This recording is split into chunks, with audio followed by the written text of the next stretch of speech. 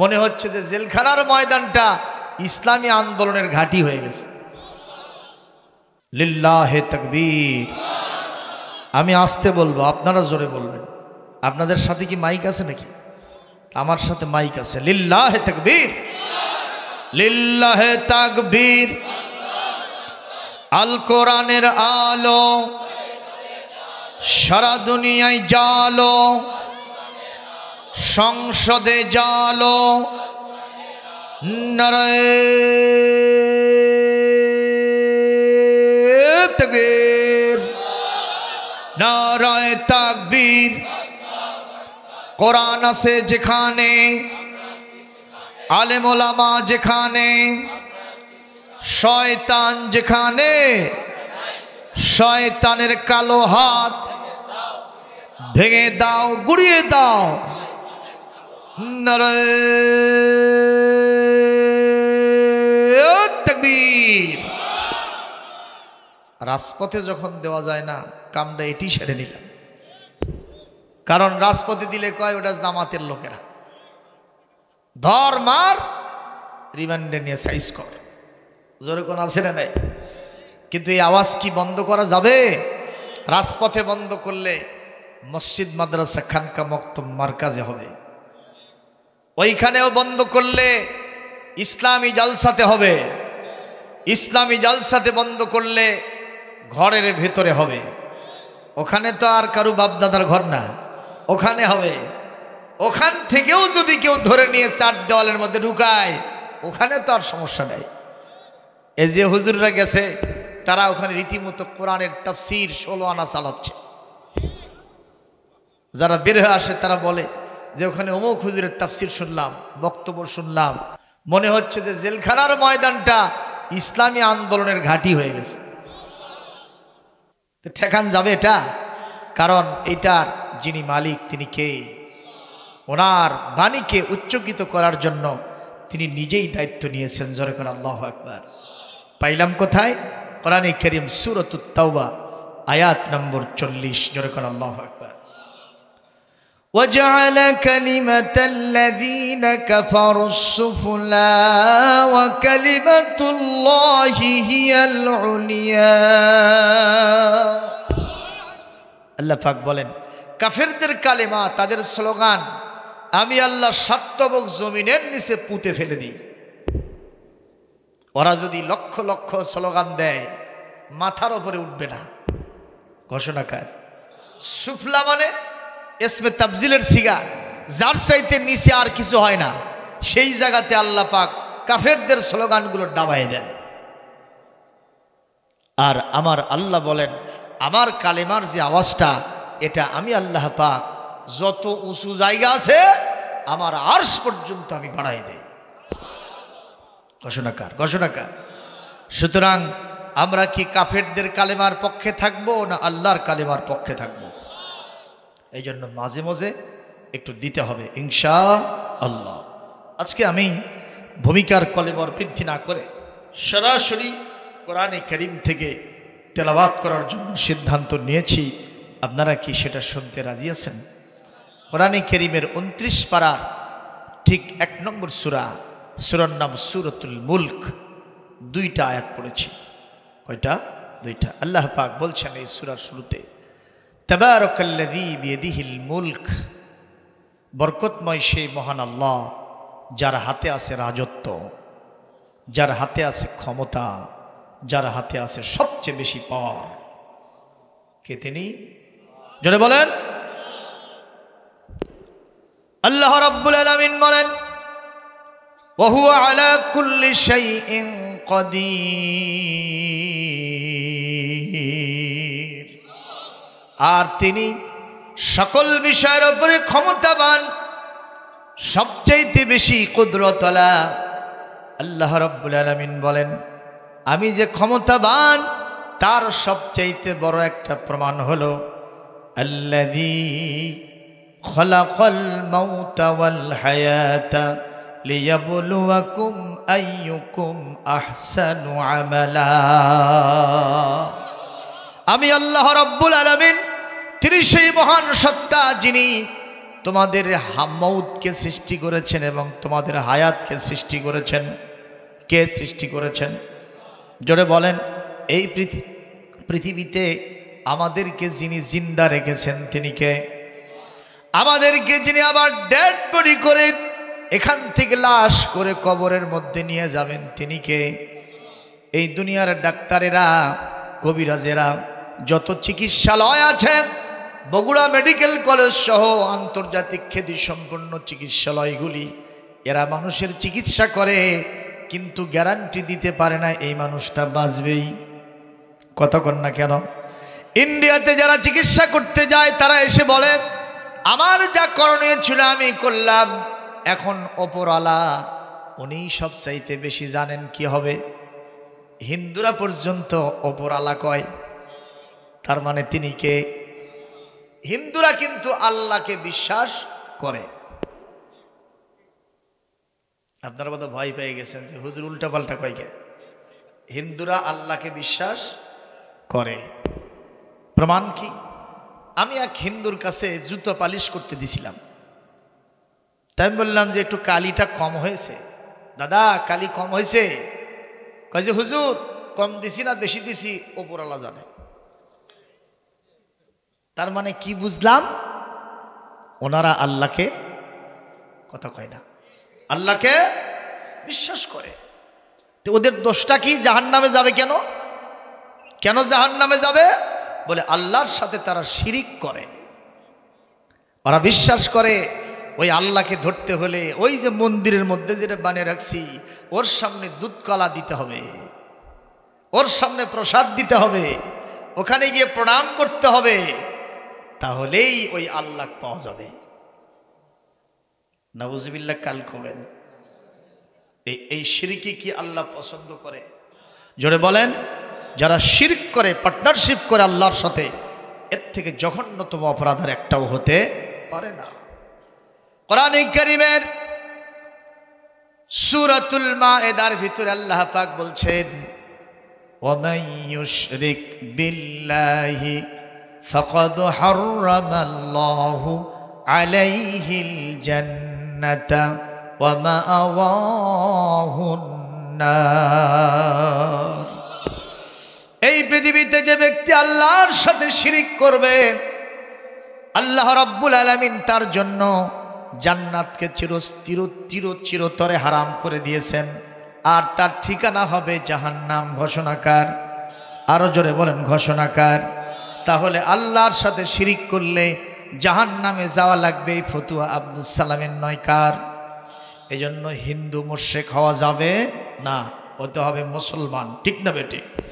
কোরআনে কারীমের সূরাতুজ জুমার 65 নম্বর আয়াত আল্লাহ পাক বলেন ওয়ালাকাদ উহিয়া ইলাইকা ওয়া ইলাল্লাযীনা মিন ক্বাবলিকা লাইন আশরাকতা লায়াহবাতান্না আমালুকা ওয়া লাতাকুনান্না মিনাল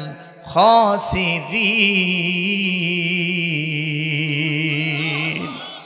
আল্লাহ রাব্বুল আলামিন বলেন, হে নবী, আপনার প্রতি আমি ওহী করে বলে দিলাম, আপনার পূর্ববর্তী যারা পৃথিবীতে ছিল তাদেরকেও বলে দিয়েছি, যদি শিরিক করো, আল্লাহর সাথে পার্টনারশিপ, অংশীবাদী স্থাপন করো, অবশ্যই তোমাদের জীবনের সমস্ত আমলগুলি বরবাদ হয়ে যাবে।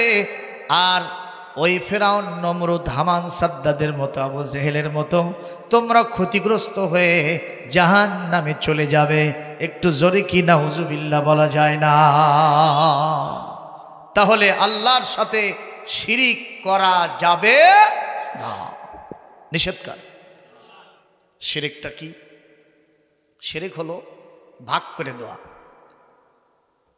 যদি কেউ কারো বাপের একটাই সন্তান হয় তাহলে পুরো সম্পত্তির মালিক একলাই, কিন্তু যদি দুইটা হয়, দুইজন হয়, তাহলে সম্পদে কি হলো? ভাগ হলো।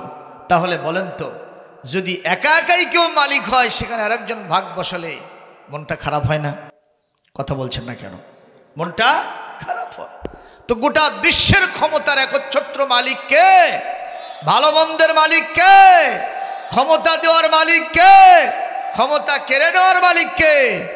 এখানে যদি আপনি অন্য কাউকে একটু আল্লাহর সাথে ভাগ বসান, আল্লাহর মন খারাপ হয় না বোঝায়? কথা কন না কেন? আল্লাহ এই পৃথিবীতে একটা ব্যবসা করতে চান। কি করতে চান? সে ব্যবসা কি?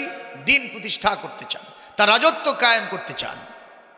এখানে আল্লাহ পাক কাউকে শরীক করবেন না, তিনি একচ্ছত্রই ক্ষমতার মালিক হবেন। অনুরূপভাবে আমি একটা ব্যবসা করব, এখন সেই ব্যবসা করতে গেলে মোটামুটি 3টা জিনিস লাগে। জোরে বলুন কয়টা? একটা হলো টাকা পয়সা পুঁজি লাগবে, 2 নম্বর হচ্ছে শরীর স্বাস্থ্য ভালো লাগবে, সুস্থতা না থাকলে ব্যবসার দৌড়াদৌড়ি করা যাবে। 3 নম্বর ব্যবসা করার জন্য একটা জ্ঞান গরিমারও দরকার আছে। কথা কন না কেন? অভিজ্ঞতার দরকার আছে। এখন এই 3টাই যার আছে সে কি অন্য কাউকে নেবে? নেবে সাথে? নেবে না। একজনের টাকা পয়সা আছে, পুঁজি আছে, কিন্তু স্বাস্থ্য ভালো নয়, ব্যবসার জ্ঞান গরিমাও ঠিকই আছে, তাহলে তার একজন কর্মী লাগবে। আর একজনের স্বাস্থ্য ভালো, জ্ঞানও আছে, কিন্তু মাল নাই, তাহলে যার মাল আছে তাকে শরীকদারি নিতে হবে। কথা বলেন ঠিক না ঠিক? আপনারা আমাকে বলেন, আল্লাহ পাকের এই 3টার কি কোনো অভাব আছে? আল্লাহর কি টাকা পয়সার কমতি আছে? আল্লাহু গানিয়ুন ওয়া আনতুমুল ফুকারা। আল্লাহ হলেন ধনী আর তোমরা সবাই হলো ফকিরের গোষ্ঠী। কথাকার? এরপরে আসেন, আমাকে আপনি যিনি সুস্থ রাখেন তিনি কে? ওয়া ইযা মারিতু ফাহুয়া ইয়াশফিন। আমি যখন অসুস্থ হই মহান আল্লাহ আমাকে সুস্থ করেন। জোরে কোন সুবহানাল্লাহ। এবার বলেন তো আমার আল্লাহর জ্ঞানের কি কমতি আছে?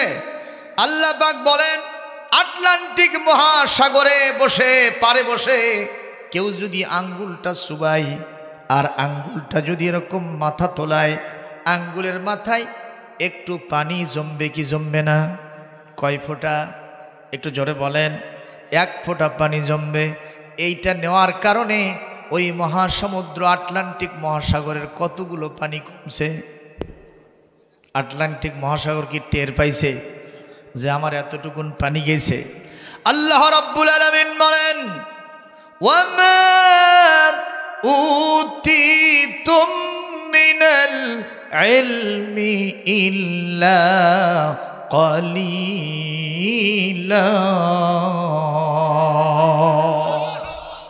আমার মহাজ্ঞান সমুদ্র থেকে এই পৃথিবীর বিজ্ঞানীদেরকে, কবি সাহিত্যিকদেরকে, এই পৃথিবীর লেখকদেরকে, পিএইচডি হোল্ডার, এমফিল হোল্ডার, ব্যারিস্টারেট ল যারা বিজ্ঞানী, এই সমস্ত অধ্যাপক, কবি সাহিত্যিক, লেখক, গবেষক, এদেরকে আমি যা জ্ঞান দিয়েছি আমার ওই মহাসমুদ্র থেকে ওই আঙ্গুলের মাথায় যতটুকুন 1 ফোঁটা ওঠে এতটুকুন দিয়েছি, এর বেশি আমি তাদেরকে দেই নাই।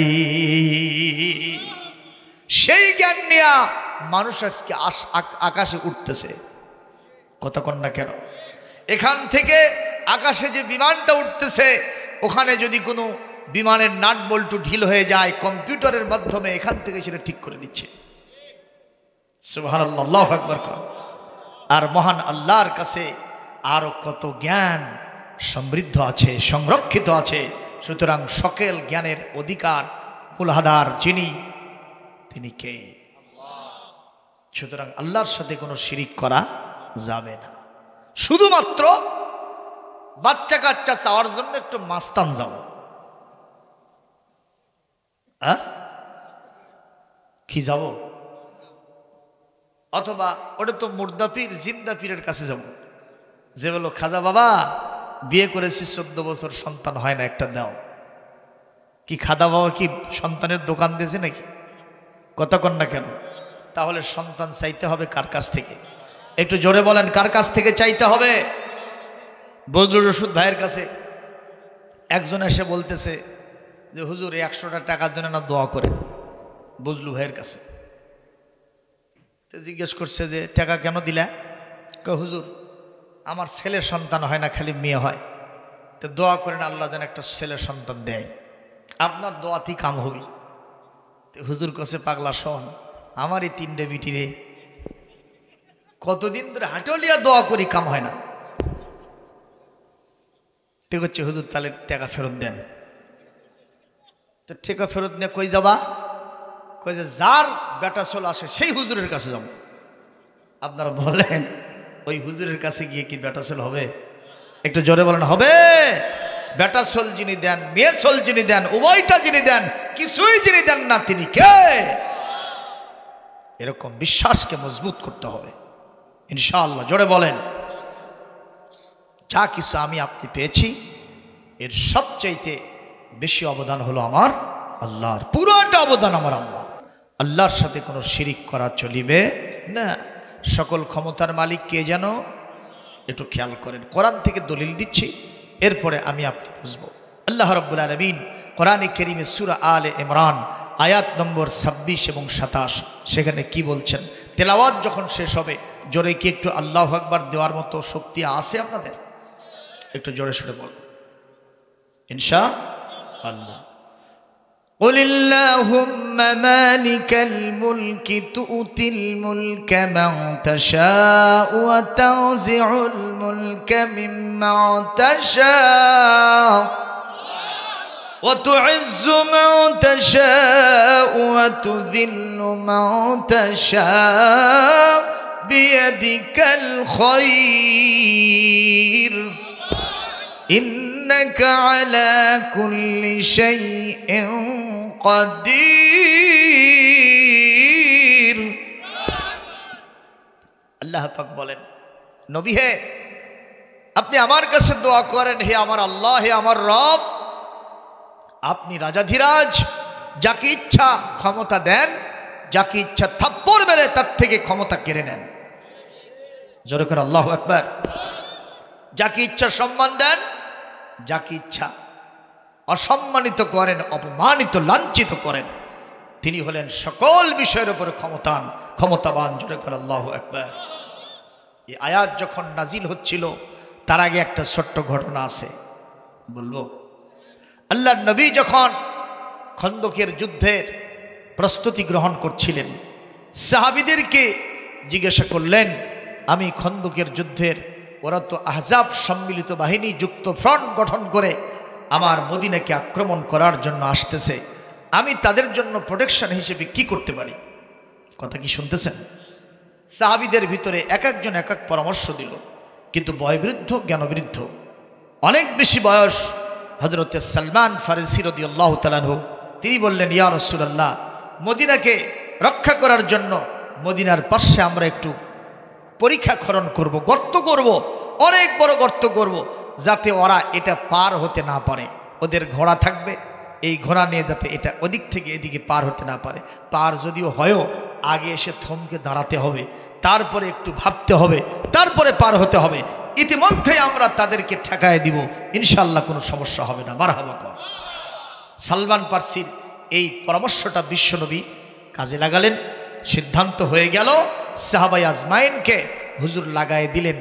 এক একজনের দায়িত্ব বলল 10 হাত ঘুরবে, নিচের দিকে চলবে, এভাবে চওড়া হবে। সাহাবীরা এক একজন হাড় ভাঙ্গা পরিশ্রম করতেছেন খন্দক কাটার জন্য। আল্লাহর নবী আবার এমন নেতা ছিলেন, সেই নেতা মানুষকে কাজে লাগায় দিয়া নিজের নাক দেখে ঘুম পারবেন, আরাম আয়েশে থাকবেন, এরকম নেতা আমার নবী ছিলেন না। আমার নবী সাহাবীদের কাঁধে কাঁধ মিলিয়ে তিনি নিজেও খন্দকের মাটি বহন করেছেন। এরকম নেতার দরকার আছে না নাই? আজকালকার নেতা কর্মীদেরকে বিপদে ফেলে নিজে মারে দৌড়। কথা কন না কেন? কবি বলছে, নেতার মতো নেতা যখন পাই না কোথাও খুঁজে, কাঁদি শুধু কাঁদি হায়রে এই দুটি চোখ বুজে। নেতার মতো নেতা যখন পাই না কোথাও খুঁজে, কাঁদি শুধু কাঁদি হায়রে এই দুটি চোখ বুজে। তখন তোমার স্মরণ আমায় দেই যে সান্ত্বনা, রসুল আমার কাজে কর্মের অনুপ্রেরণা, রসুল আমার ভালোবাসা, রসুল আমার আলো আশা, রসুল আমার প্রেম বিরহের মূল আলোচনা, রসুল আমার কাজে কর্মের অনুপ্রেরণা। আমার ভাইরা, আল্লাহর নবী সাহাবীদের সাথে কাঁধে কাঁধ মিলিয়ে খন্দকের মাটি বহন করলেন। জীবনের একটা প্রান্তে যখন এসেছিলেন, বয়োবৃদ্ধ হয়েছিলেন, আম্মা জান আয়েশা একদিন আমার নবীকে জিজ্ঞেস করলেন, ইয়া রাসূলুল্লাহ, ইয়া হাবিবাল্লাহ, যেরকম সাল্লাল্লাহু আলাইহি ওয়াসাল্লাম, আপনার পিঠটা একটু বাঁকা দেখা যায়, কোন কারণে আপনার পিঠটা বাঁকা হয়েছে? বয়সের কারণে হলো নাকি? আল্লাহর নবী বললেন, আয়েশা, বয়সের কারণে আমার পিঠটা কুঁজো হয় নাই, আমার পিঠটা কুঁজো হয়েছে খন্দকের মাটি বহন করতে গিয়া। একটু জোরে আল্লাহু আকবার কি বলা যায় না?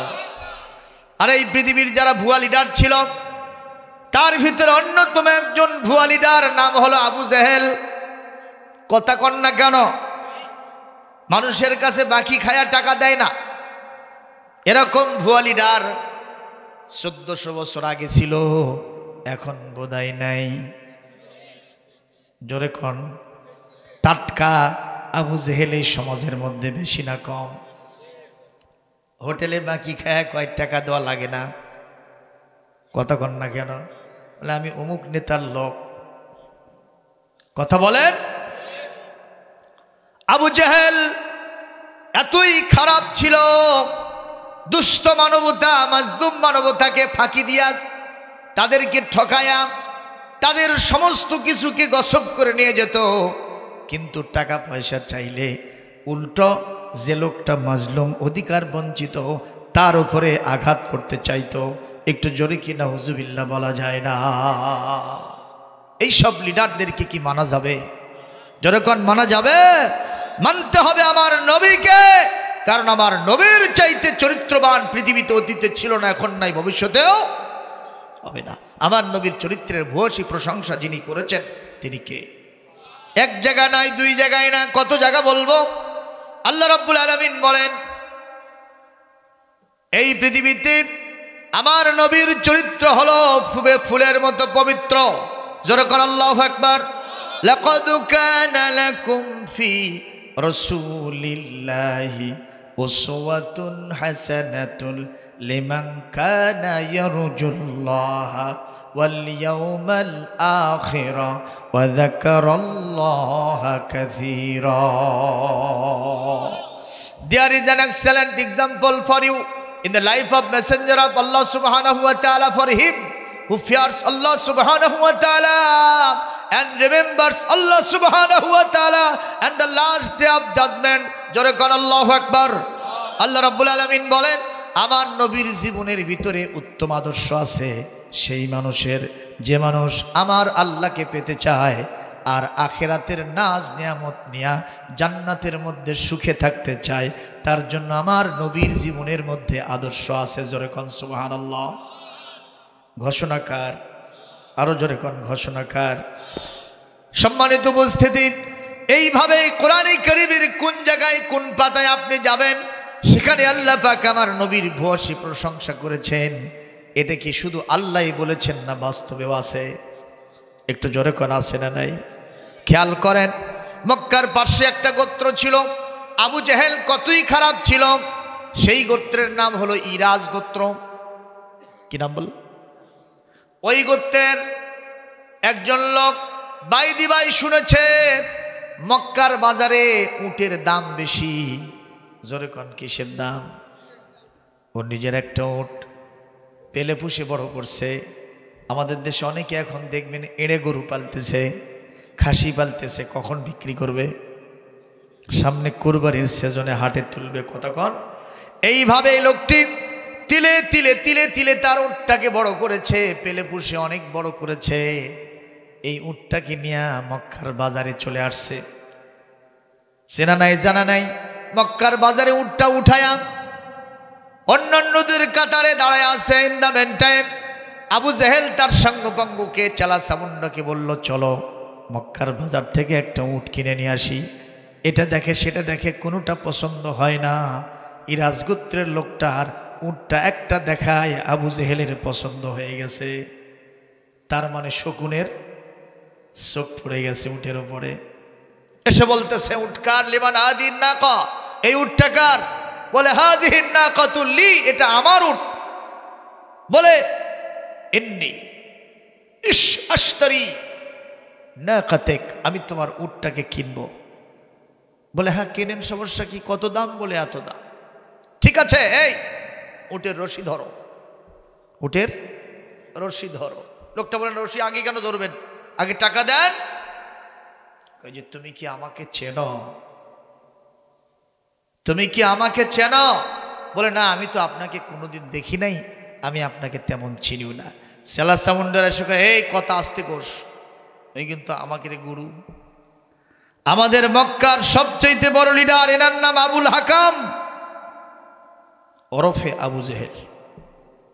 যেরকম ওরফে আবু জেহেল, খবরদার, টাকা পয়সার দরবার পরে রশি ধরতে বলছে, রশি দিয়ে দাও। জোর জবরদস্তি করে উটের রশিটাকে নিয়ে নিল। এক পর্যায়ে বলছে, তাহলে এখন টাকা দেন, রশি তো দিয়ে দিচ্ছে, উটটা তো দিয়ে, টাকা দেন। টাকা আজকে আমি কোনো জিনিস নগদে কিনি না। পাগলা, তুমি তো বোঝো না, আমি নগদে কিনতে শরম করি। কি করে, কি সিটার আপনি চিন্তা করেন, কবে দিবেন?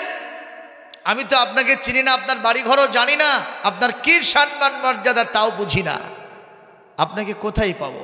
বলে আগামীকাল সময় মতো টাকা পেয়ে যাবো, আমাকে খোঁজা লাগবে না, টাকায় তোমারে খুঁজে নেবে। এই লোকটা মক্কাতে কোনো আত্মীয় স্বজন নাই, বাড়িঘর নাই, তারপর রাজপথে রাত কাটালো।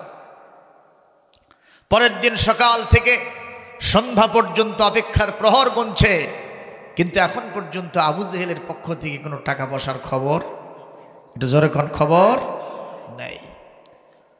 ইন দ্য মেন টাইম রাত্রি যখন হয়েছে, এই লোকটি শুধু দৌড়াদৌড়ি, লাফালাফি, ছুটোছুটি করতে থাকে, কারণ তার স্বপ্নের উট। আজকে যদি আমরা 1 লক্ষ টাকার গরু পালি, বলেন তো নিজের চাইতে তাকে খাওয়ান বেশি না কম? নিজের কাছাকাছি রাখতে হয়, কথা বলেন ঠিক না বেঠিক? মশারি টানতে হয়। গরু ঘুম পারে, কিন্তু গরুর মালিকের কোনো ঘুম নাই। এইরকম স্বপ্নের একটা উট সে পেলেছে। এখানে তার ভবিষ্যৎ প্ল্যান প্রোগ্রাম, যা যা করবে এখান থেকে লাভ করে নিয়ে যা করবে। আজকে যখন উট হাটের ভিতরে নাই, টাকাটাও পায় নাই, চোখের সর্ষের ফুল অন্ধকার দেখতেছে। আর এই মুহূর্তে যদি কেউ বলে আমি এত এত করছি, বলেন তো আবু জেহেলের যত ক্ষমতা থাক, এগুলো কি দেখার টাইম আর আছে? একটু জোরে কোন আছে? এই পৃথিবীতে যদি কোনো মানুষের পেটে খাবার না থাকে, যদি কোনো মানুষের পরনে ঠিক মতো কাপড় না থাকে, মেয়েগুলো বড় হয়ে আছে, এখনো বিয়ে হয় নাই, ছেলেগুলো লেখাপড়া করে বসে আছে, চাকরি বাকরি নাই, এতগুলো ঋণের বোঝা, বলেন তো এই মানুষটাকে যদি আকাশে বিমানের স্বপ্ন দেখানো হয়, বড় বড় ব্রিজ দেখা হয়, এগুলো দিয়ে তার স্বপ্ন স্বাদ মেটে না, তার মনটা ভরে না, তার একটাই চিন্তা, কেমনে পেটে ভাত যায়। কথা বলেন ঠিক না বেঠিক? বাজারের চালের দাম বেশি, ডালের দাম বেশি, তেলের দাম বেশি, মরিচের দাম বেশি, পেঁয়াজের ঝাঁজ কম। জোরে কোন আছে না নাই? এজন্য একজন কবি বলেছে, ও দেশের ভাই রে বল না কোথায় যাই রে, একটু শান্তি বলো কোথায় গিয়ে পাই রে। পানির কলে পানি নাই, বিদ্যুতের খবর নাই, পানির কলে পানি নাই, বিদ্যুতের খবর নাই, বিদ্যুতের খবর নাই, উন্নতির জোয়ার বয়, সে জোয়ারে ভাসতে ভাসতে দেশ গেল গোল্লাই রে, ও দেশের ভাই রে বল না কোথায় যাই রে, একটু শান্তি বলো কোথায় গিয়ে পাই রে। আইনের শাসন নাই, অস্ত্রের অভাব নাই, খুন করে ল্যাংড়া বাবু রাতারাতি ছাড়াও পায়। এ কথা কন না কেন? আমাদের দেশের ল্যাংড়া বাবু, পিচ্চি হান্নান, জিরা সুমন, এই ধরনের বড় বড় লিডাররা আছে না নাই? কোন দিক থেকে ধরা খায়, কোন দিক থেকে বের হয়, পুলিশেরও হা করে থাকে গেল কোন দিক দিয়ে? কথা কন না কেন? আছে না নাই? তাই বলছে আইনের শাসন নাই, অস্ত্রের অভাব নাই, খুন করে ল্যাংড়া বাবু রাতারাতি ছাড়াও পায়। বিচারপতির বেতন আছে, বিচারপতির বেতন আছে, বিচার কোথাও নাই রে। ও দেশের ভাই রে, হে বল না কোথায় যাই রে, একটু শান্তি বলো কোথায় গিয়ে পাই রে। তাই বলে কি কিছুই নাই? চাচা মামাদারি করেন, চাচা মামা কি উঠেন না? তাই বলে কি কিছুই নাই? কথা কয় না। তাই বলে কি কিছুই নাই? আছে ভাই, আছে আছে অনেক কিছুই আছে। বাজারটা গরম আছে, যাবেন না মাছের কাছে। বাজারটা গরম আছে, যাবেন না গোশতের কাছে। কথা কয় না? হ্যাঁ, বাজারটা গরম আছে, যাবেন না মাছের কাছে। মরিচের ঝাল আছে, পেঁয়াজের ঝাড় বেড়েছে, বাজারের আগুনেতে পুড়ে হবি সাই রে। ও দেশের ভাই রে, হে বল না কোথায় যাই রে, একটু শান্তি বলো কোথায় গিয়ে পাই রে। শান্তি পাওয়ার জায়গা নাই? আছে? একটু আস্তে করে বলেন তো, এর নাম কি? একজন মুসলমান চুপ থাকলে আল্লাহ বেজার হবে, কোরআনের বিরুদ্ধে সাক্ষী দেওয়া হবে। একটু জোরে আওয়াজ দিয়ে বলুন, এই গ্রন্থের নাম কি? এর ভিতরে কি শান্তি আছে না নাই? জোরে কোন আছে না নাই? আল্লাহ রাব্বুল আলামিন বলেন, ফামান তাবিআ হুদায়া ফালা খাউফুন আলাইহিম ওয়ালা হুম ইয়াহজানুন।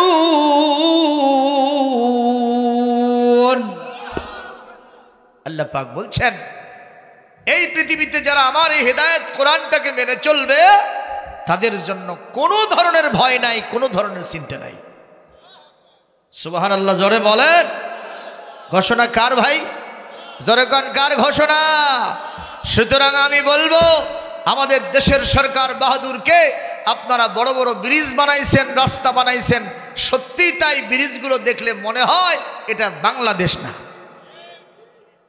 যেটা ভালো কাজ তার প্রশংসা করা লাগবে। কথা কন না কেন?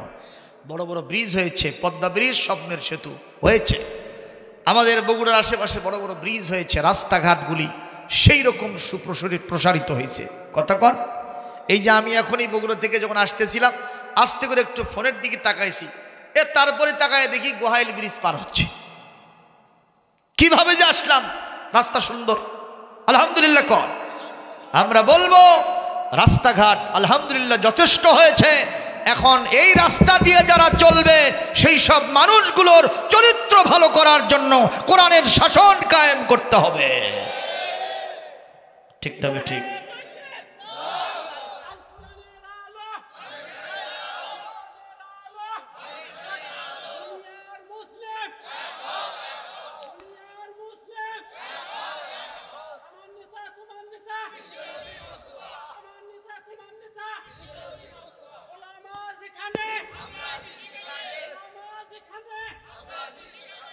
আজ কি বে হবি বাবা, একটু জোরে কোন মারহাবা। কষ্ট হচ্ছে আপনাদের? সম্মানিত ভাইরা, শুধু উন্নতি হলে, শুধু স্বাস্থ্য ভালো হলে, চরিত্র যদি ভালো না হয়, এই স্বাস্থ্য কিন্তু আবার পেটনের কারণ হয়, বেশি পেটনের কারণ হয়। বলবে হুজুর কেমনি কি? আপনাদের মসজিদে জুতো চুরি করতে আসে দুইজন চোর ধরা পড়ছে। কয়জন? একজনের স্বাস্থ্য খুব মোটা সোটা, ইয়া বড় দেহ, আর একটা পাতলা ফিনফিনে। এই দুইটার ভিতরে পেটন হবে কার বেশি? সবাই বলেন না, কার বেশি পেটন হবে? সেকেন্ড ডাক পিটবেন না যে 2-4টা মারলে যদি মরে যায়, হ্যাঁ? আর মোটা ডাক, রে তোর গাওয়াত গোস্ত আটে না, তুই চুরি করলু কে কহ, এমন পিটানি দিবেন মৃত্যুর দুয়ারে চলে যাবে। কথা বলেন ঠিক না বেঠিক? কি বোঝা গেল? চরিত্র ভালো না হয়ে শুধু উন্নতি হওয়া, শুধু স্বাস্থ্য হওয়া, এটা ভালো লক্ষণ নয়। জোরে কোন ঠিক না বেঠিক? যেই জাতির উন্নতি হলো কিন্তু চরিত্র ভালো হলো না, সোলেবন্দুর যদি কোনো তালার উপরে থাকে যত ধানি থন ওগুলো সব সিটা হয়ে যাবে, তুষ হয়ে যাবে। জোরে কোন ঠিক তবে ঠিক। এই জন্য কোরআনের শাসন দরকার আছে। জোরে বলেন ইনশাআল্লাহ। কোরআন কি শুধু হুজুরের না আপনাদেরও? একটু জোরে বলেন কোরআনের শাসন দরকার আছে না নাই? আল্লাহ আমাদেরকে তৌফিক দান করুন, জোরে বলি আমিন। এইবার আসেন, আবু জেহেল টাকা দেওয়ার কথা কিন্তু এখন পর্যন্ত টাকা দেয় নাই। সময় নির্ধারিত এক্সপায়ার হয়ে যাচ্ছে। এই লোকটা চোখে সর্ষে ফুল দেখতেছে, আমি টাকাটা কোথায় পাই, খালি ঘুরতেছে। আর একটা পাথরের সাথে বেজে উষ্ঠে লেগে উল্টে পড়ে গেছে, কারণ ওর মাথা তো টেনশন, কি দিয়ে আমার সংসার চলবে যদি টাকা না পাই। এক পর্যায়ে দেখে এক শ্রেণীর ছেলে পেলে এক জায়গায় দাঁড়ায়া বিভিন্ন খেলাধুলো করতেছে, জুয়া খেলে, এই সেই তাসপাস এইগুলো খেলতেছে। তো উনি ওখানে ঘুরতে ঘুরতে যে হাজির, ভাই আপনারা একটু আমার কথা শোনেন। ওদের তো এগুলোর কথা শোনার টাইম নেই। যারা এখন মোবাইল ফোন ঠেলে, ওদের পাশে দিয়ে কে গেল আর কে থাকলো, কে কথা করছে, ওগুলো টেনশন আছে ওর। আমি একটা মাহফিল এই তালোড়ার এখানে মাহফিল শেষে রাতের বেলায় আসতেছি, চড়ার মধ্যে দেখি একটা ছেলে বসে থেকে মোবাইল ঠিলতেছে।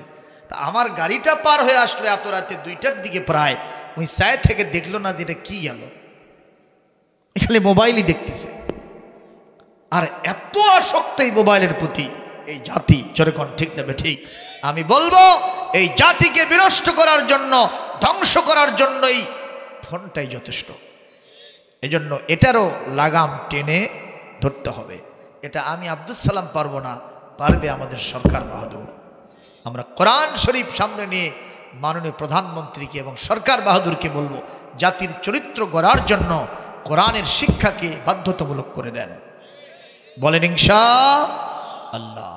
এদের কাছে গেছে, ওরা কথাই শোনে না। এক পর্যায়ে বলছে, তুমি কি ভ্যার করো, কি হয়েছে কও।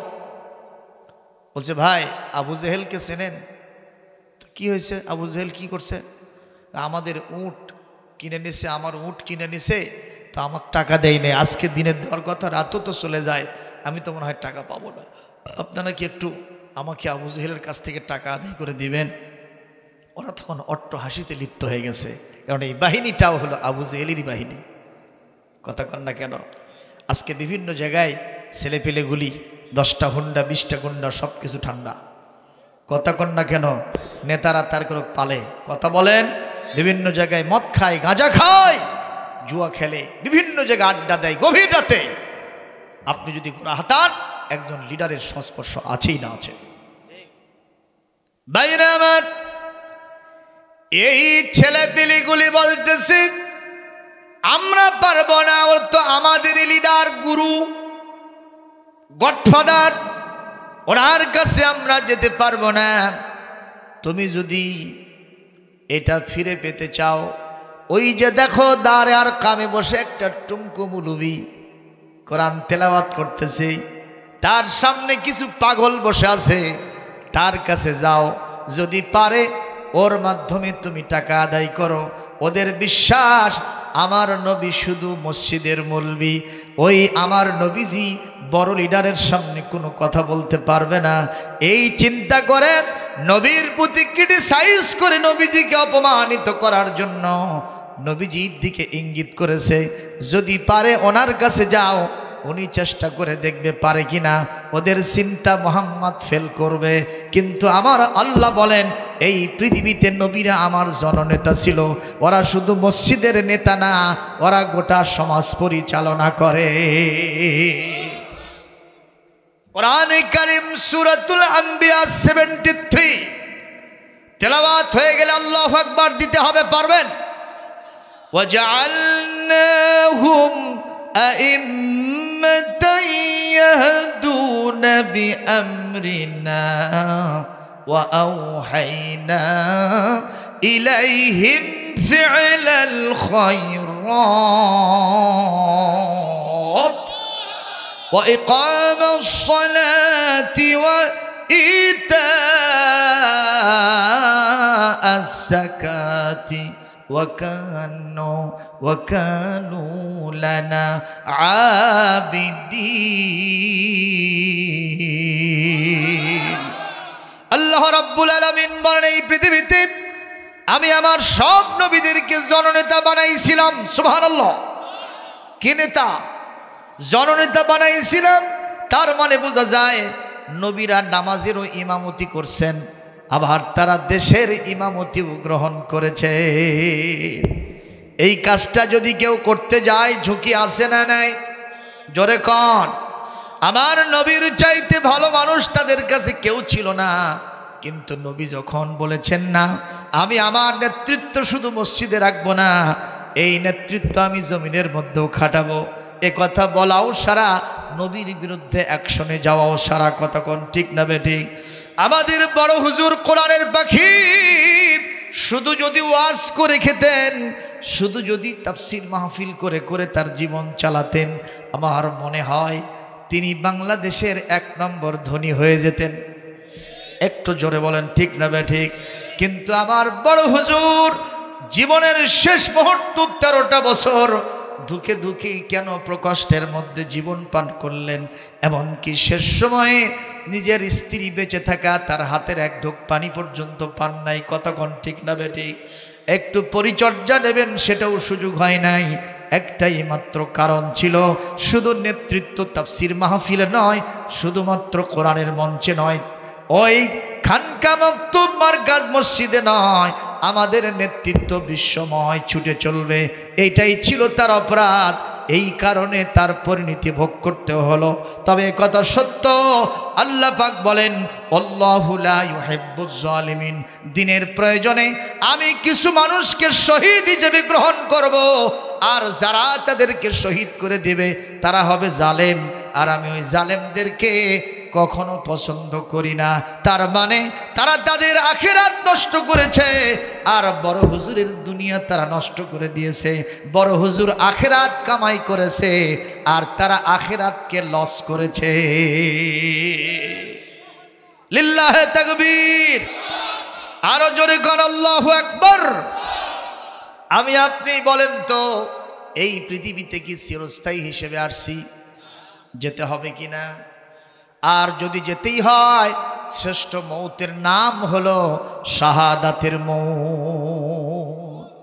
আমাকে শহীদ করে ওই মিছিলে শামিল করে নিও, যেই মিছিলের নেতা আমির হামজা, খোবায়েব খাবাব, খোদার ছিল যারা অতি প্রিয়, শামিল করে নিও, আমাকে শহীদ করে ওই মিছিলে শামিল করে নিও। মরতে হবে না? মরা যেহেতু লাগবেই, শ্রেষ্ঠ মৌত আমাদের কামনা করা দরকার। আল্লাহ তৌফিক দান করুন।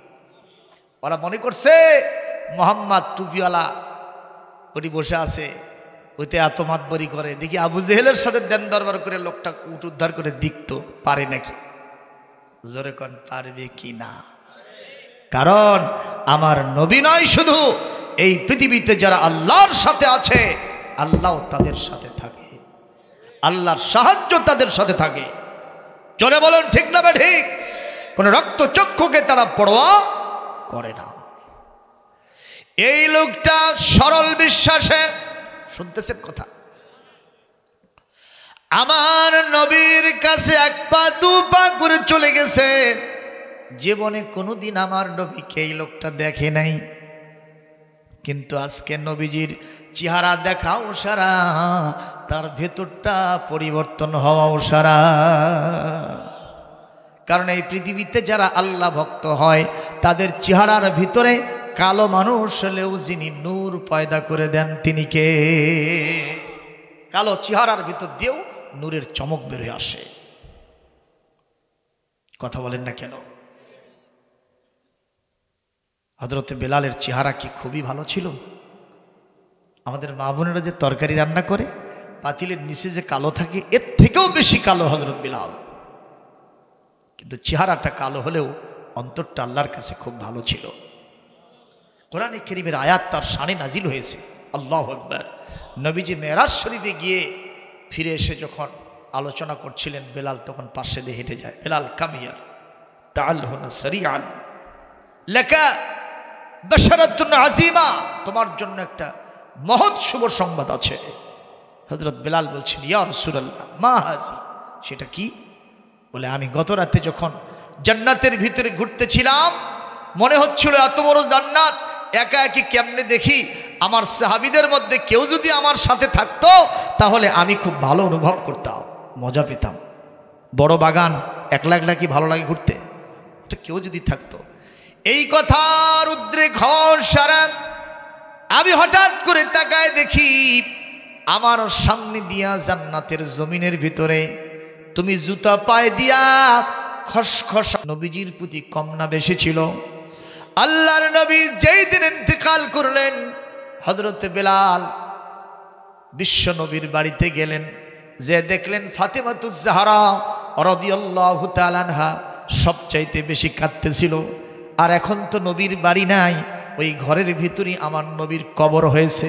কতক্ষণ সেই জায়গাতে ফাতেমা কান্দে আর বলে, বিলাল তোমাদের ভেতরে কি নবীজির প্রতি এতটুকুন দয়া নেই? আমার বাপজান এত ভালোবাসা জীবনে দিলা, সেই নবী ইন্তেকাল করলো আর তোমরা তাকে মাটির নিচে পুঁতে ফেললে, মাটির নিচে দাফন করলে, পাথর চাপা দিলা, আর সেই নবীকে অন্তরীণ করে ফেললে, চোখের অভাট করে ফেললে।